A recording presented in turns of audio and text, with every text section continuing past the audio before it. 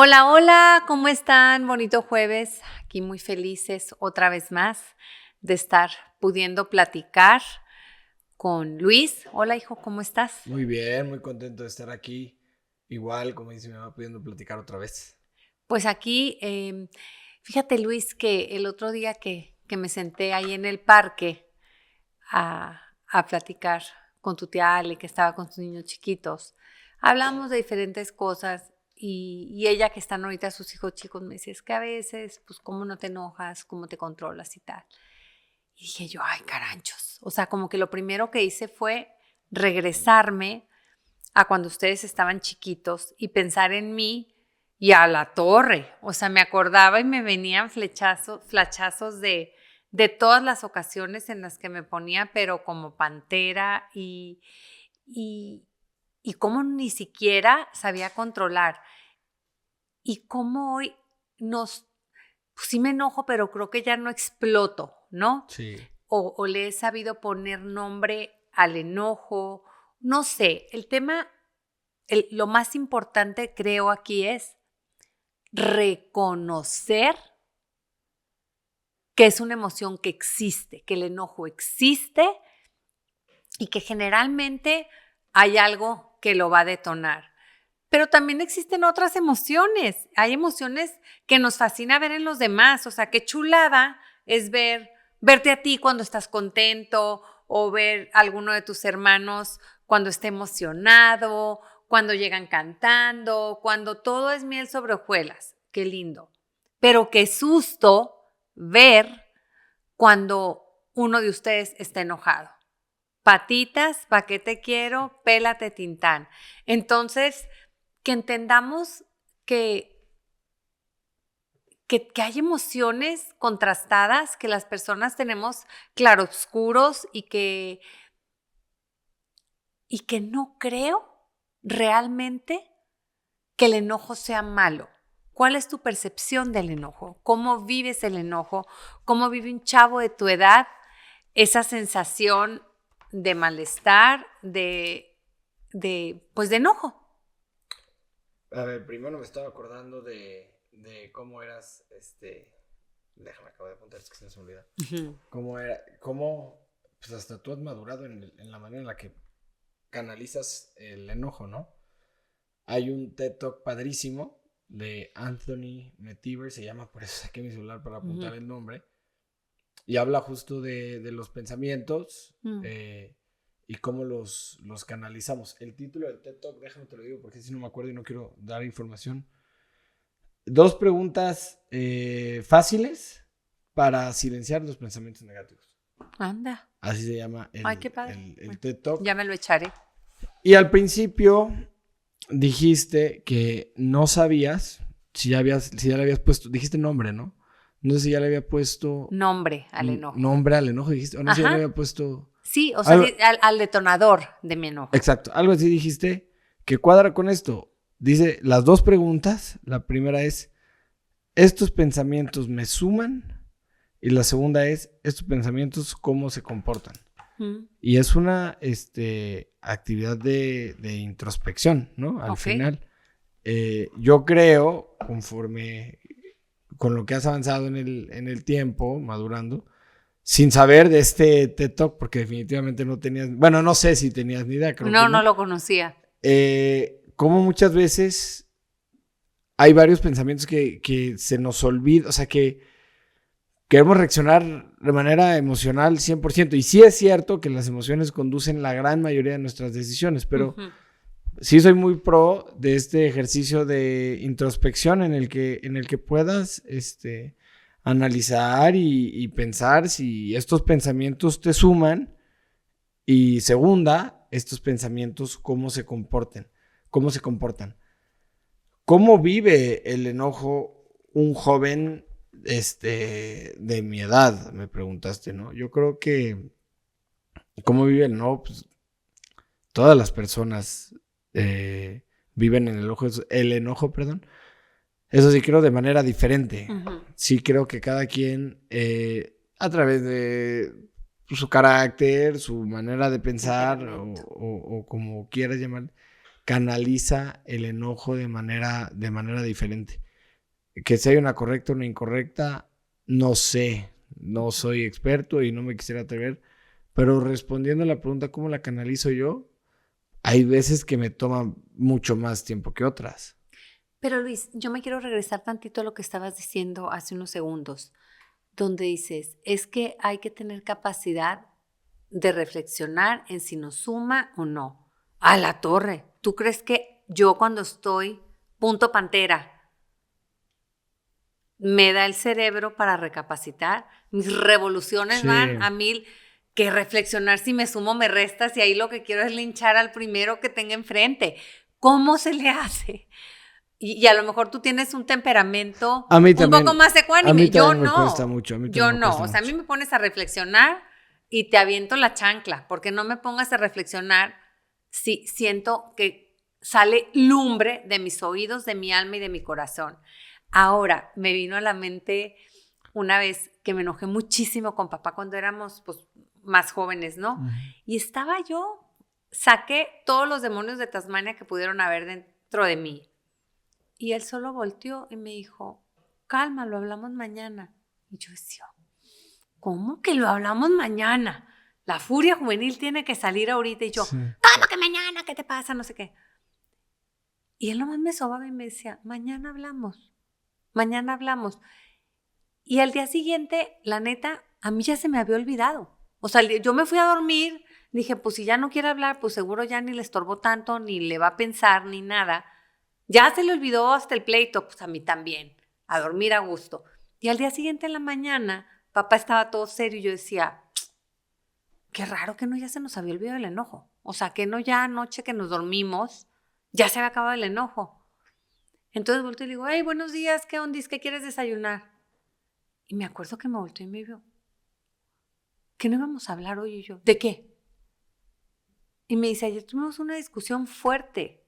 Está inconclusa. Y yo, ay no, le dije, ya se fue. En mi noche, en mis pensamientos, yo ya te vi dormido, ya vi que estás bien, que descansaste a gusto, yo ya descansé, por mí no hay purrún.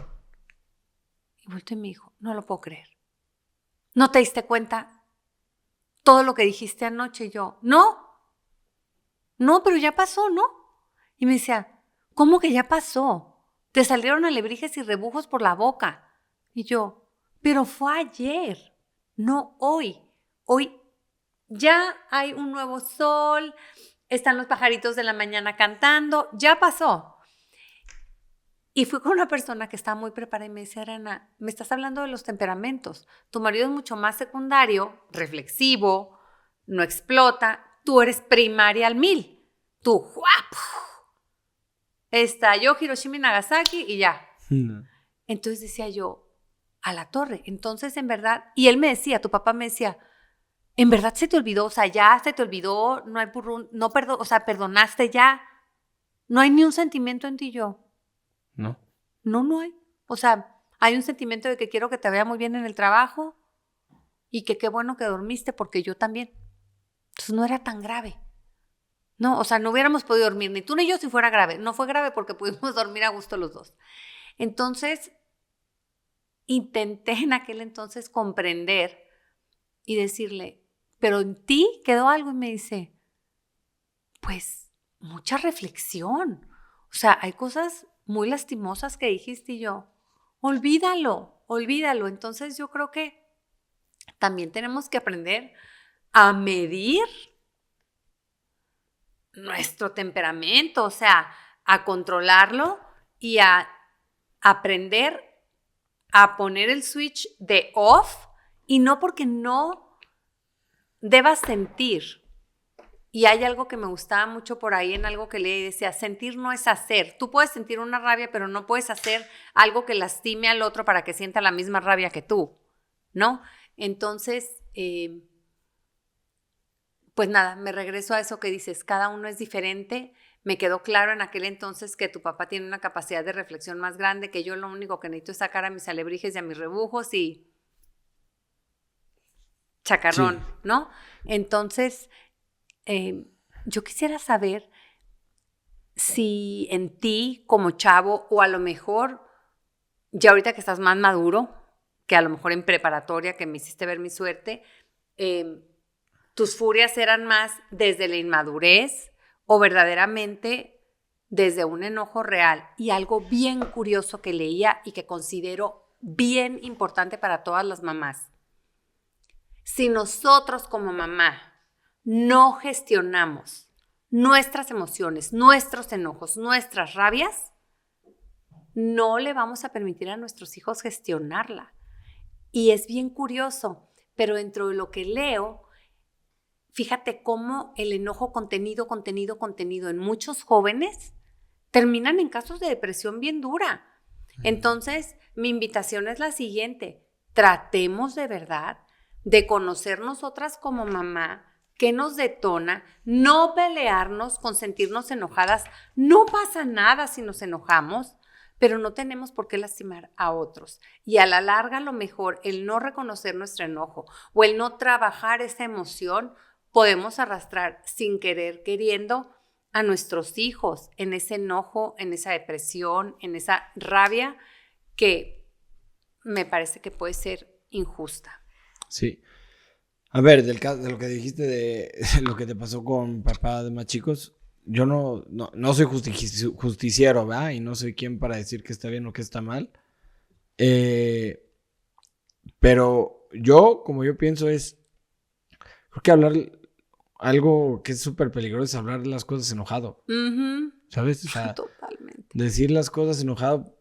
Las personas enojadas generalmente reaccionan más en base a emociones que a otra cosa. Y generalmente cuando hablas meramente desde el enojo te acabas arrepintiendo. Uh-huh. Porque muchas veces no dices nada sensato. O sea, nada más revientas sí, qué horror. por reventar, y es muy lastimoso. Y papá en ese momento, y hablo para ejemplos futuros míos o de quien lo entienda, papá en ese momento te dejó sacar el enojo como tú querías, ¿sabes? Y lo que estabas pasando como querías.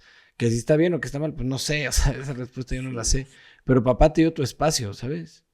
Y te dejó que te desahogaras, que sacaras todo lo que tenías, y tú no le diste su espacio, papá. Cuando papá quería platicar contigo, tú le dijiste, pero ya pasó. Ya sé.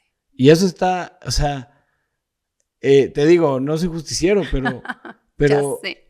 Pero sí creo que en las parejas, pues cada quien digiere las cosas de manera diferente. Uh-huh. Y si papá te dio su espacio, no es que se merezca su espacio, pero creo que hubiera sido un buen gesto que ahora él se merece su espacio y hay que platicarlo. Y sí creo que los problemas se solucionan. Hay una regla ahí un poco implícita que no sé qué tan de acuerdo estoy, que dice: nunca se vayan a dormir enojados las parejas, ¿no? Yo no sé si estoy tan de acuerdo con esa regla. O sea, está tal vez... Porque el enojo, cuando pasa la emoción del enojo, pues tal vez la reflexión del día siguiente en la mañana, es un problema que se platica y listo. Uh-huh. Pero sí creo que... y puede que esté mal, hablo nada más desde mi experiencia, pero sí creo que a veces no se vayan a dormir enojados. Puta, pero si estoy muy enojado, ¿cómo le hago? Uh-huh. O sea, tampoco me voy a esperar a que se me pase a mí el enojo, que se le pase a la otra persona, porque ese rato tal vez lo vuelve más irritable. Uh-huh. ¿Sabes? Entonces sí creo que a veces, ¿sabes qué? Como te digo, papá, mañana hablamos. Entonces estoy de acuerdo que cada quien canaliza su enojo de manera diferente, pero que eso no justifique que cuando yo ya saqué mi enojo, se anuló la pelea. Así es, estoy de acuerdo. Sería como, porque se convertiría en un problema personal, en una pelea que tú tal vez en ese caso tenías contigo. Es que ni siquiera creo que le debemos de llamar pelea. Bueno, en alguna ocasión tú lo llamaste. Podemos pensar diferente y es válido pensar diferente. Exacto. Lo que no es válido es anular el espacio del otro cuando ya acabó lo de nosotros. Totalmente, ¿sabes? O sea, de acuerdo. Papá te dio tu espacio de que reventaras, y está bien reventar, pues así es como tú lo canalizas y no tiene nada de malo. Ay. Pero cuando sí, no lastimo. Pero cuando papá quería platicar, pues tú ya no querías.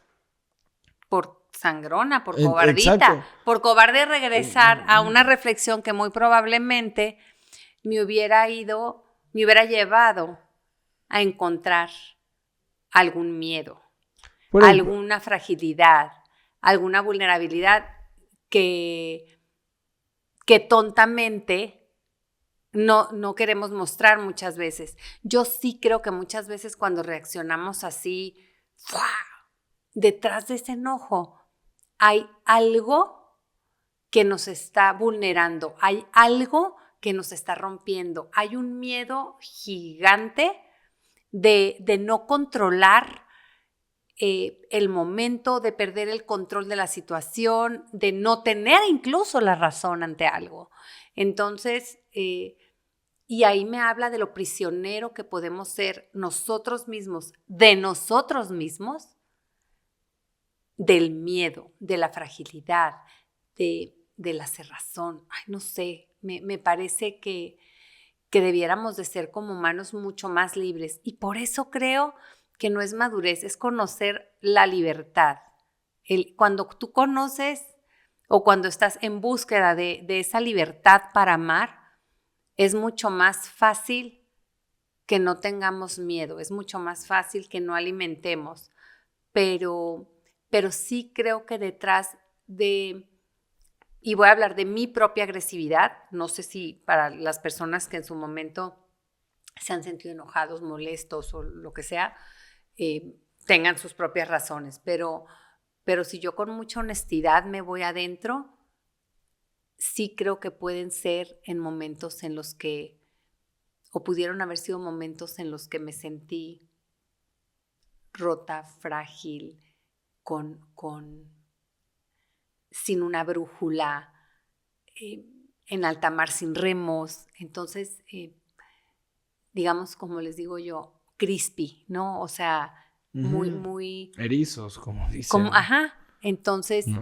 Yo creo que ahí es cuando debemos de empezar a intentar conocernos y desde ese propio conocimiento hablar y decir. Yo creo que para poder evitar estas confrontaciones debemos de conocer nuestros detonantes, saber que somos débiles, frágiles o como le quieras decir a tal o cual situación y decir, tiempo fuera, con esto, no cuadro, no voy, dame chance.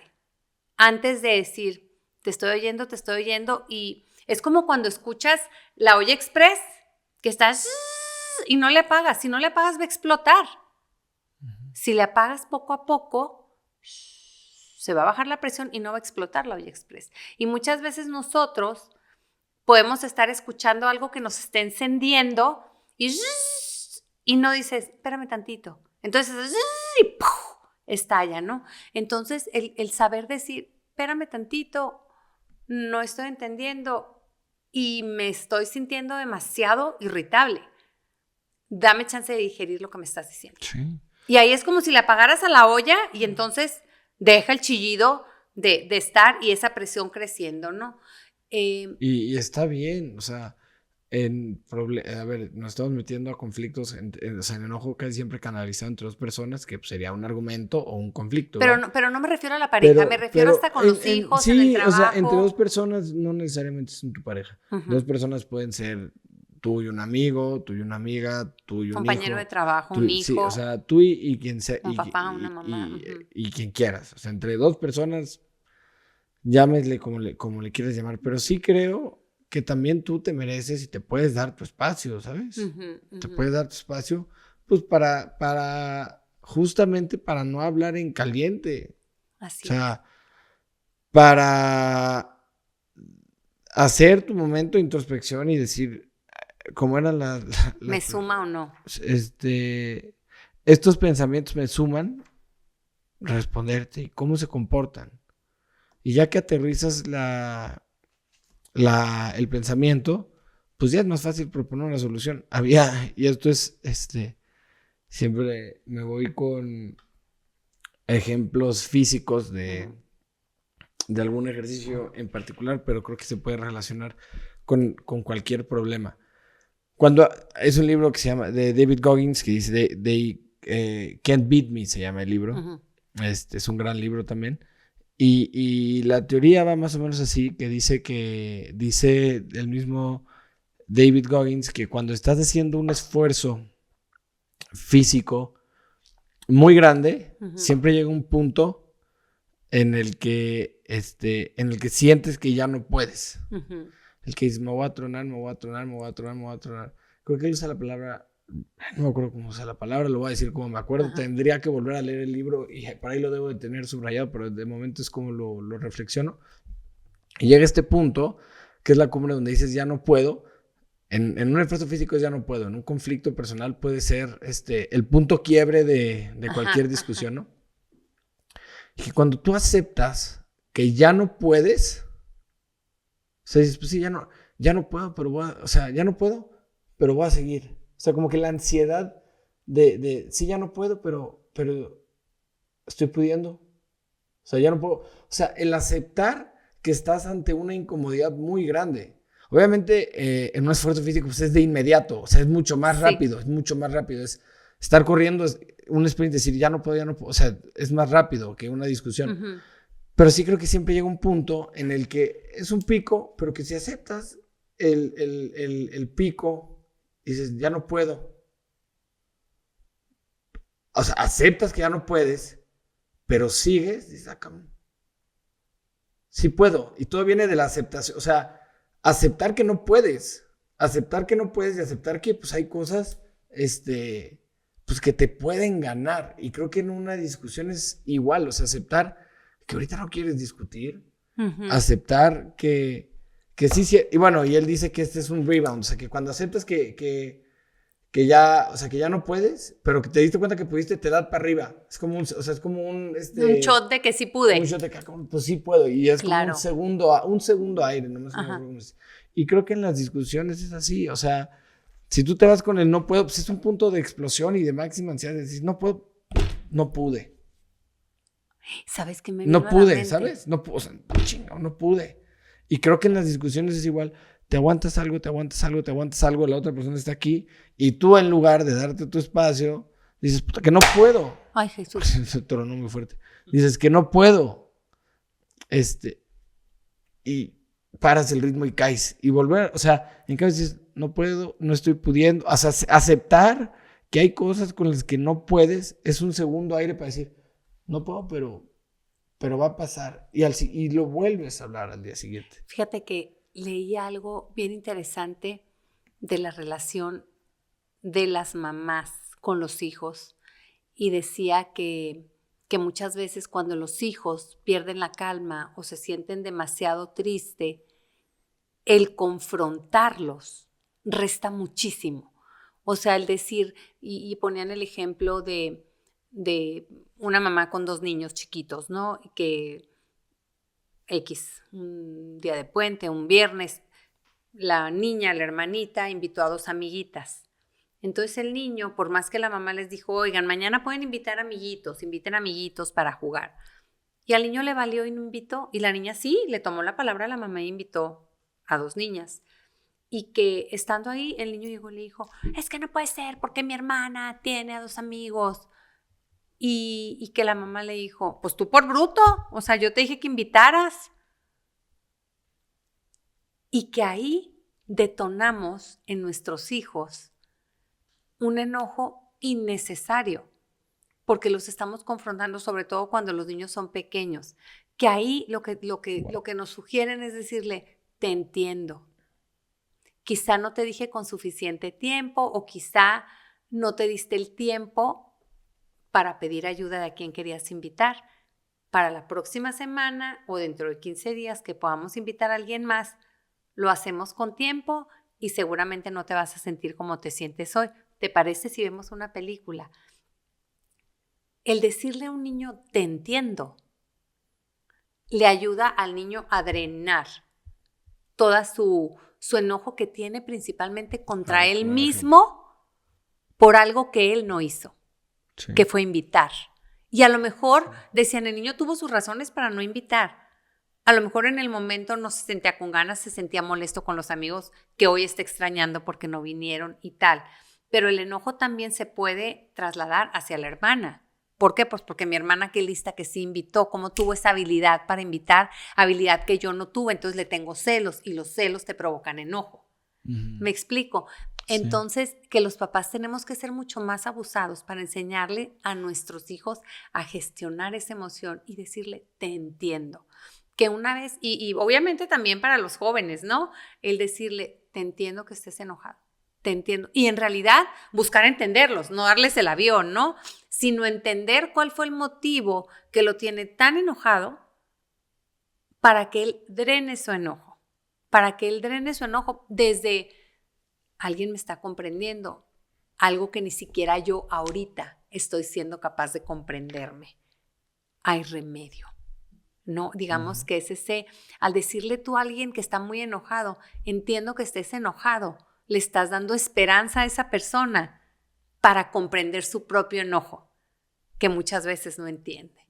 Entonces, cuando nos enfrentamos a una persona súper enojada, entiendo que estés enojado. ¿Cómo te ayudo? Entiendo que estés enojado, entiendo que estés molesto. Cuando quieras hablamos. Sí. Pero que cuando nosotros confrontamos, lo único que estamos haciendo es provocar ansiedad en esa persona que siente el enojo.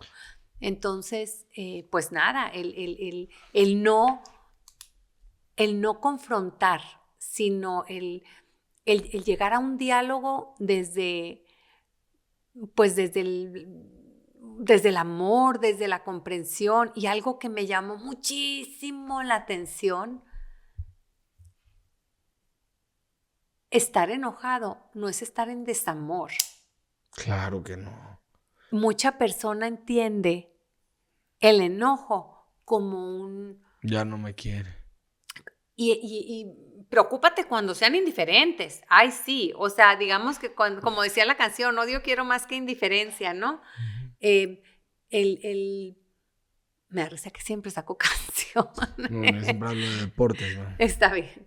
Pero el lograr entender a la persona desde la persona y no desde lo que nosotros hubiéramos querido que la otra persona estuviera haciendo. Quitarnos esta obsesión por siempre tener que decir y siempre creer que tenemos razón o que siempre tenemos que dar un consejo, ¿no? O sea, sí creo que hay una obsesión ante todo problema, y siempre lo digo, de querer resolverlo.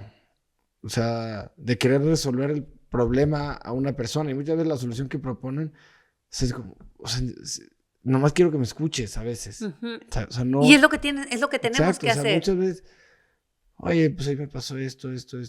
Ay, pues es que hubieras hecho esto. Es como... No quería eso. O sea, pues no, Solo ya no quería lo, que me ya no escucharas, lo no lo hice, hice, ya no lo exacto. hice, ¿sabes? Y si te hubiera preguntado, oye, ¿qué hubieras hecho tú? Pues respóndeme a eso. Te estoy contando que hoy me pasó esto, no hice esto, no necesito que me digas qué hubieras hecho tú. No me importa, ahorita no me importa saber qué hubieras hecho tú. Así es. Ahorita nada más me importa el escucharme, el que me escuches y tal vez ya. Pero sí creo, como seres humanos, que tenemos una obsesión por siempre creer que tenemos que decir algo. Así es. Siempre creer que el mejor consejo lo tenemos que dar nosotros, que el mejor abrazo lo tenemos que dar nosotros, que la mejor solución, o sea, y está horrible, pero es hasta un problema de egos. Sí. Un problema de ego en el problema de alguien ajeno. Imagínate cuánto ego pueden tener las personas que cuando alguien les presenta un problema, en lugar de escucharlo, lo quieren resolver. Espérame, cabrón. Si yo quisiera que lo resuelvas, te preguntaría, ¿cómo puedo resolverlo? ¿Cómo puedo resolverlo? ¿O qué harías tú? Sí. No te pregunté eso, nada más te conté. Y sí creo que es importante, porque a veces una persona que sea emocionalmente inteligente puede canalizar su enojo así. Pero si alguien lo confronta, diciéndole, no, pues es que se truena. Al contrario, le generas más ansiedad. Exacto. Entonces, a mí me gustaría mucho, Luis, que fuéramos bajando ideas de, número uno, qué hacer cuando nosotros estamos enojados. Yo creo que cuando tú estás enojado, número 1, tratar de entender qué te detonó el enojo. ¿Para qué? Para que sepas si es algo profundo, si es algo que se puede resolver de manera fácil, que le des la justa dimensión a eso que ahorita te está robando la paz, a ese enojo, ¿no? Una vez que conoces lo que lo detonó, le das la justa dimensión y entonces actúas en base a esa justa dimensión. Si de plano estás fuera de ti, es decir, permisito, denme chance, tan tan. Y pedir un time out es validísimo. Pedir un time out es más, creo que es hasta inteligente. Número 3, no te enojes con estar enojado. Y eso me lo dijo mi psicóloga cuando le dije, es que estoy enojadísima. Cuando estaba enferma, ¿te acuerdas? Estoy enojadísima y me dijo, qué bueno. Tu enojo te va a ayudar a salir adelante de eso.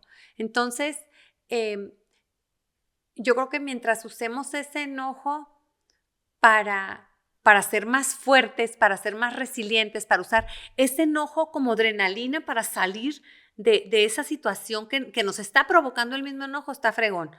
Y no utilizar ese enojo para ver a quién Judas tengo que darle una patada porque provocó tal. ¿Por qué? Pues porque generalmente los enojos van más de algo de adentro que de algo de afuera, ¿no? Porque ya como lo hablamos una vez, muchas cosas que nos chocan, nos checan. Y por último, el entender que ese miedo que sentimos debemos de tratar de darle su justa dimensión y no darle el poder al miedo de que reaccionemos con furia, con enojo. Y hay una frase que me la requete robo, que por ahí espero acordarme del autor. Autor, te pido perdón si me estás escuchando, pero no es mía, la frase es tuya toda. Muchas veces el miedo de vencer a estos demonios no los vencemos por miedo a que también los ángeles ya no estén cerca de nosotros para ayudarnos. Wow. Entonces, calma. Ese momento de furia va a pasar. Se los dice alguien que, digo, no es que no me enoje, me enojo todavía, pero creo que conozco mucho mejor a mi sistema emocional.